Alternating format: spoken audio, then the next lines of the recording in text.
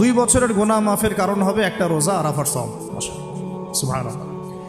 তো এই 10 জিলহজ মাসের স্পেশাল ফজিলত হচ্ছে এই, নবী সাল্লাল্লাহু আলাইহি ওয়াসাল্লাম বলেছেন, আল্লাহ পাকের কাছে জিলহজ মাসের প্রথম 10 দিনের নেক আমল, আল্লাহ পাকের কাছে জিলহজ মাসের প্রথম 10 দিনের নেক আমলের অপেক্ষা উত্তম অন্য কোনো আমল নাই।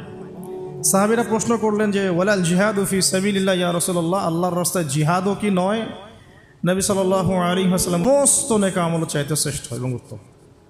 আল্লাহ পাক সূরা ফজরের মধ্যে এই 10 দিনের কথা বলেছেন, ওয়াল ফজরি মানে প্রভাতের কসম বা ফজরের কসম, ওয়া লায়ালিন আশর এবং 10 রাতের কসম। এই ওয়া লায়ালিন আশর ফজিলত কি? নবী করিম সাল্লাল্লাহু আলাইহি ওয়াসাল্লাম বলেছেন, আহতাসিবু আলাল্লাহ, আমি আল্লাহর কাছে আশা করি যে এই দিন মানে আরাফার দিনের সিয়াম রোজা, এটা কি হবে? কাফারা মানে মাফের কারণ হবে, গুনাহ মাফের মোচনের কারণ হবে। সানাতাল্লাতি ক্বাবলা ওয়া সানাতাল্লাতি বা'দা মানে বিগত 1 বছরের আগামী 1 বছরের 2 বছরের গুনাহ মাফের কারণ হবে একটা রোজা আরাফার সওম। সুবহানাল্লাহ। তো এই 10 দিন এর মধ্যেও পড়ে গেছে আবার হজ, এই 10 দিনের মধ্যেই পড়ে গেছে কি? হজ, হজও এর মধ্যে, আবার কুরবানি নাহার এটাও এর মধ্যে।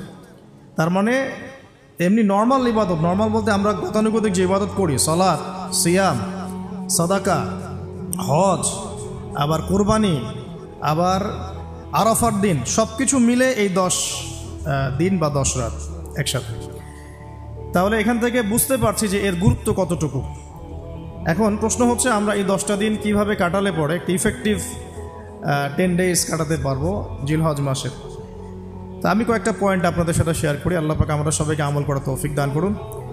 প্রথম যে বিষয়টা খেয়াল রাখতে হবে সেটা হলো নিয়াত বিশুদ্ধ করতে হবে।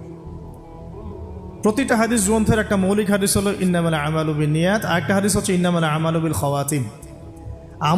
আমল ডিপেন্ড করে নিয়াতের উপরে।